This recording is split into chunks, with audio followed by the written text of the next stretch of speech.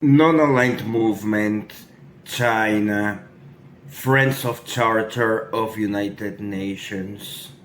Worldwide public opinion in general are still digesting the news of a new era of piracy, widespread worldwide, as United States seized a tanker operated by Venezuela, including its petroleum contents.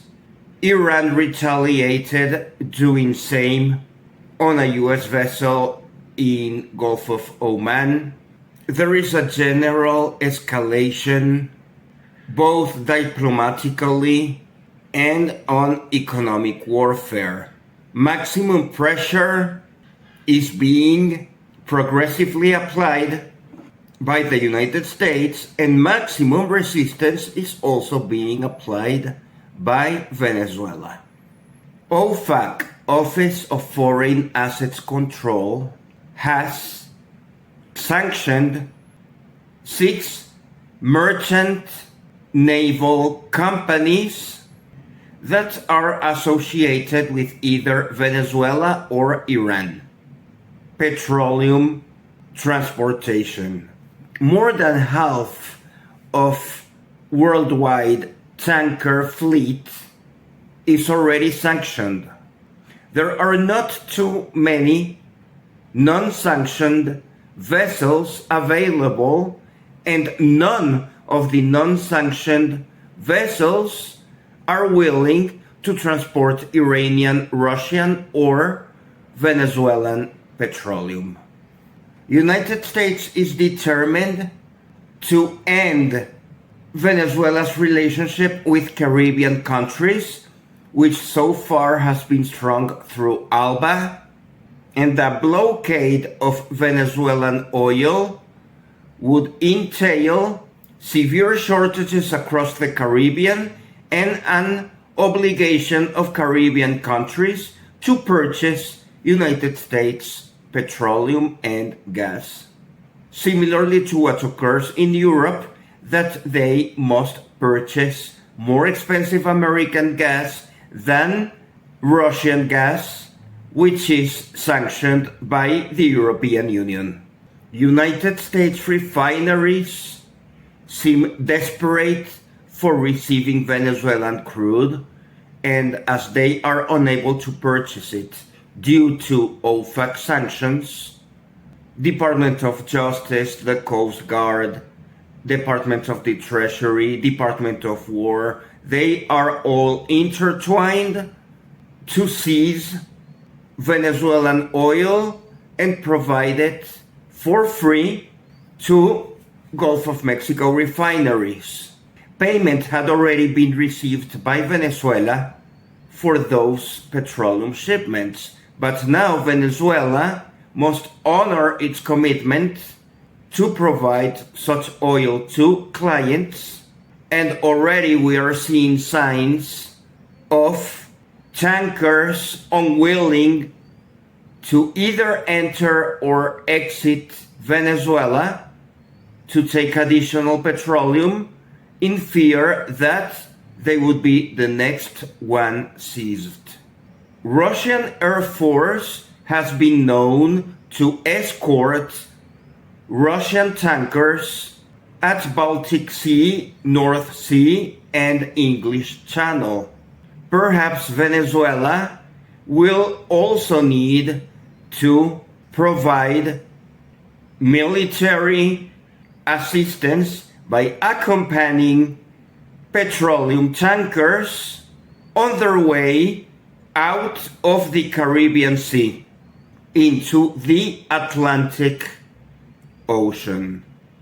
Seizures around the Panama Canal so far have not been reported.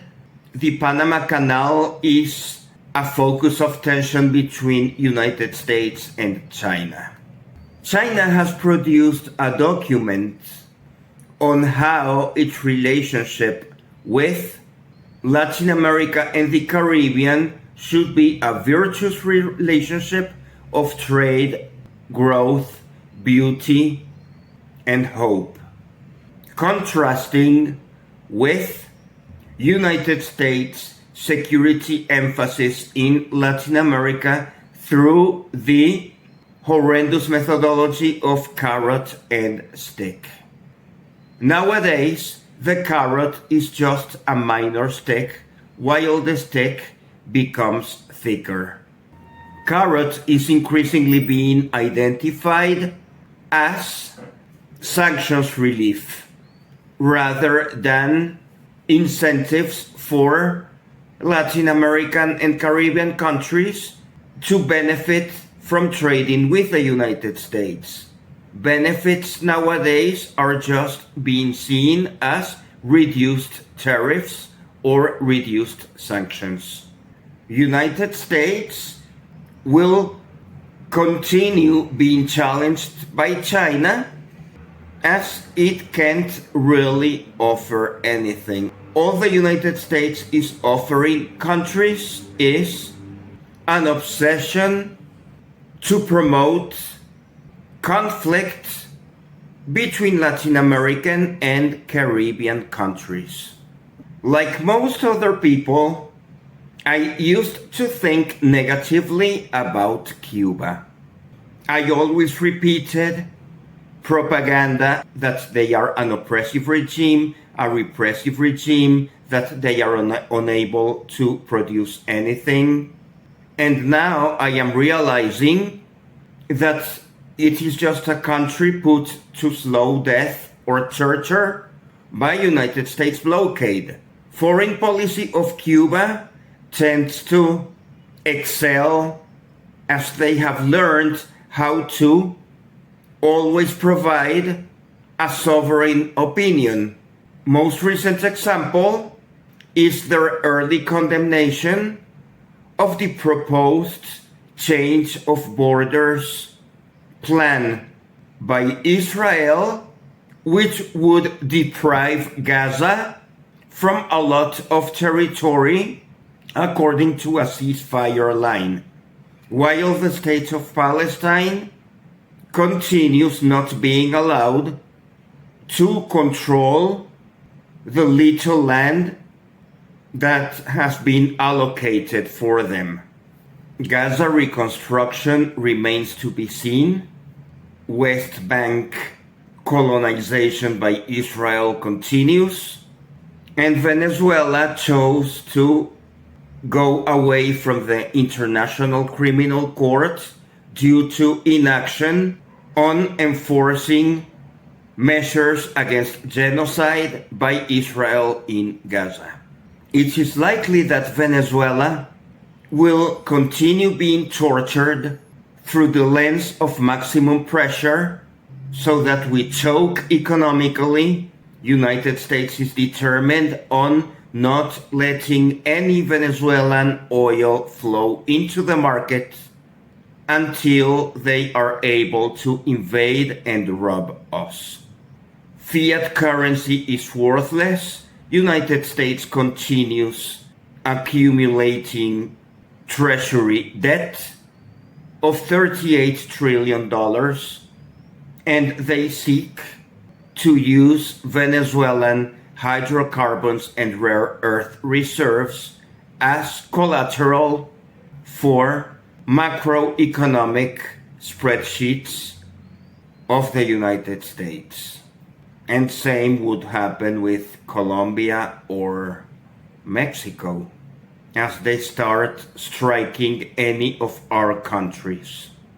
Perhaps Donald Trump has already established a war doom plan, and he successfully confuses everyone by constantly switching from one strategy to the other.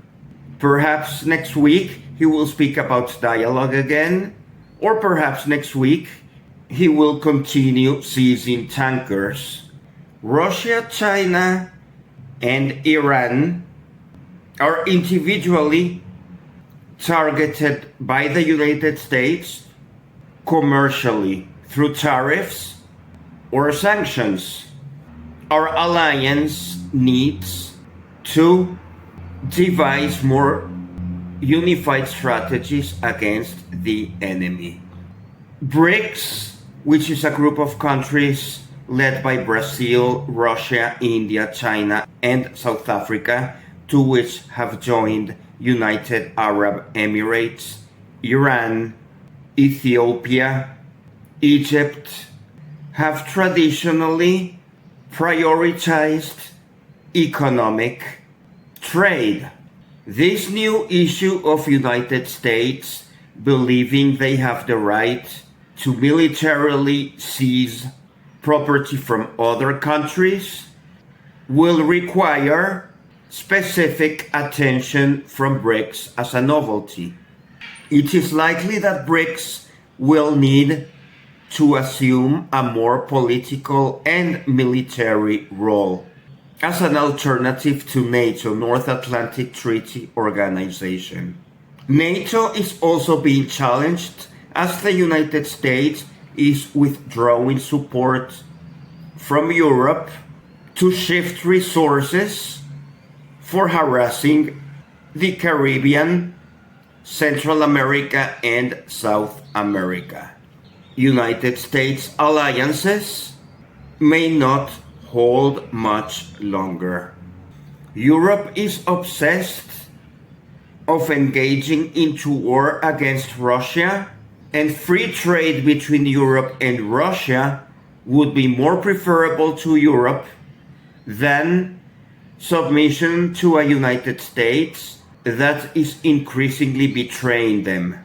However, European politicians find it attractive for their corruption schemes to continue sanctioning and vilifying Russia. Venezuela portrayed friendship with the United States as advertised by enemies of Iran, China, or Russia would require an imposition to Venezuela to only trade with the United States and betray its allies, Russia, China, and Iran. Comments by Democratic Party senators and representatives seeking to help Venezuela avoid war always detail that Venezuelan petroleum should not be sanctioned or Venezuelan petroleum transportation logistics should not be seized, but they continue claiming that harassing Iran's trade is a virtuous role of the United States.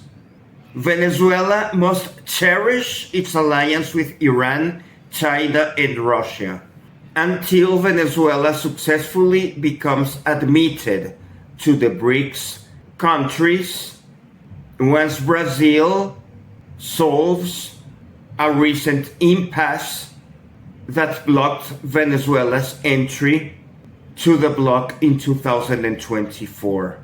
President Lula of Brazil pretends to be helping Venezuela, but he has not done enough. President Lula's interpretation of election results in Venezuela last year produced veto against Venezuela, which could have been admitted into BRICS. Vladimir Putin on that occasion explained that Russia would like Venezuela to be part of BRICS. However, Venezuela and Brazil must solve their regional differences first. While outward expression of solidarity against United States invasion to South America is expressed by Lula, much more bilateral work between Brasilia and Caracas is needed.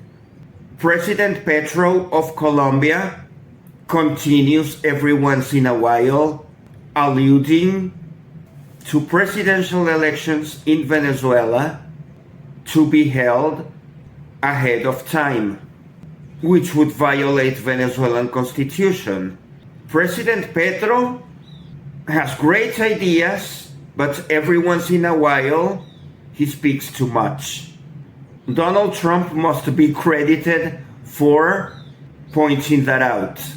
The idea of Great Colombia is excellent, but would not be applicable if the Colombian president purposefully injects distractions to the common defense strategy Brazil, Colombia, and Venezuela, and perhaps Mexico are supposed to be exerting. ALBA countries remains Venezuela's most powerful alliance. Antigua and Barbuda, St. Kitts and Nevis, Dominica, St. Lucia, St. Vincent and the Grenadines, Grenada, Cuba, Nicaragua remain Venezuela's closest allies. We should strive to increase economic opportunities for ALBA and not limit our contribution as allocation of petroleum at preferential prices. Venezuela and PDVSA should actively seek investment in various petroleum and gas fields available in Caribbean islands. Many discoveries have been made below territorial waters of most Caribbean islands, and no suitable investment opportunities for extraction and commercializing of those resources has been made. Those sovereign countries would be happy to be producing their hydrocarbons, and a unified oil and gas strategy with Venezuela would make all of us stronger. Venezuela would be a competitor of petroleum majors at unfair conditions because Venezuela remains sanctioned, and it is unlikely that any of our allies could increase their economic trade with Venezuela because of fear of secondary or tertiary sanctions from the United States. It is necessary to redefine military protection for worldwide assets that may be seized by United States and commercial protection of our trade by abandoning the fiat United States dollar system and substitute with new financial alternatives. This has been repeated thousands of times, but time for action has become urgent. Venezuela cannot remain in this economic limbo of explicit threat of full economic choke until United States fulfills a desire for regime change that would enable United States to use Venezuelan natural resources as collateral for their domestic Department of Treasury debt.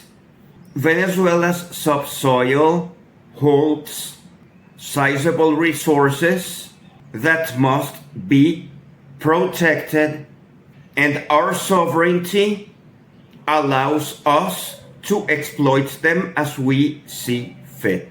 United States' aggressive methods of piracy further provide disincentive for Venezuela to trust United States deals, which will always be detrimental to national interest of Venezuela. While other Latin American and Caribbean countries are increasingly facing the dilemma of either trade with Venezuela and receive retaliation from the United States, or abandon Venezuela and comply to United States expectations of giving away their sovereignty and resources. Argentina might be a test case on how far this would go, as it seems that Javier Milei's government is realizing that an invasion into Venezuela would also threaten Argentine sovereignty. A U-turn of Argentina's hostile foreign policy to Venezuela would be possible as Argentina digests the terrible terms it had to accept from United States in order to receive a recent billionaire loan.